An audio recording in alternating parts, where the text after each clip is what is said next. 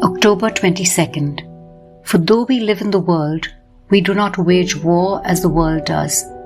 The weapons we fight with are not the weapons of the world. On the contrary, they have divine power to demolish strongholds. 2 Corinthians chapter 10 verses 3 and 4. Paul speaks in these verses of strongholds. The word he uses means a heavily fortified containment, a strong-walled fortress. Strongholds were the hardest places to conquer in battle.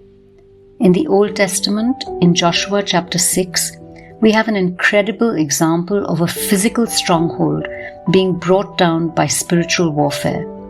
Israel had finally entered Canaan, and the very first city they were led to attack was Jericho, a stronghold if there ever was one.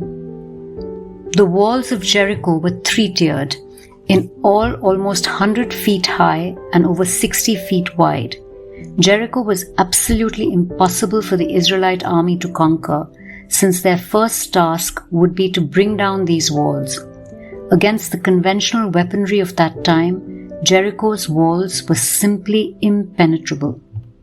Then the Lord said to Joshua, "See, I have delivered Jericho into your hands, along with its king and its fighting men. March around the city once with all the armed men. Do this for 6 days. Have 7 priests carry trumpets of ram's horns in front of the ark. On the 7th day, march around the city 7 times, with the priests blowing the trumpets. When you hear them sound a long blast on the trumpets, have the whole army give a loud shout. Then the wall of the city will collapse, and the army will go up, everyone straight in." Joshua and the people obeyed. And on the 7th day, at the sound of the trumpet, when the people gave a loud shout, the wall collapsed. So every man charged straight in, and they took the city. Jericho was defeated with spiritual weapons. 3 of these were: 1. Presence. The whole purpose of the procession was to carry God's presence around the city.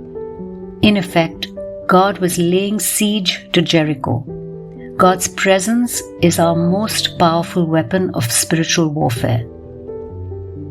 2. Silence. Though the soldiers were marching around the wall, they had to behave very unlike soldiers.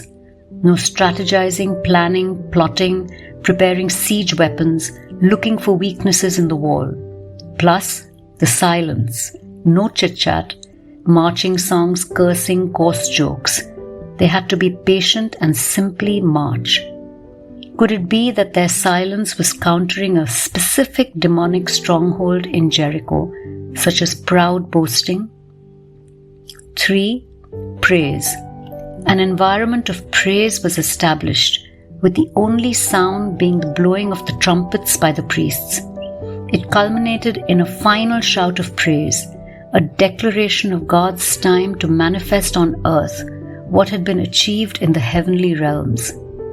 The strongholds we face may seem like Jericho, formidable, insurmountable, impossible, but the weapons we fight with have divine power to demolish every stronghold. Today's decree: though we live in the world, we do not wage war as the world does. The weapons we fight with are not the weapons of the world.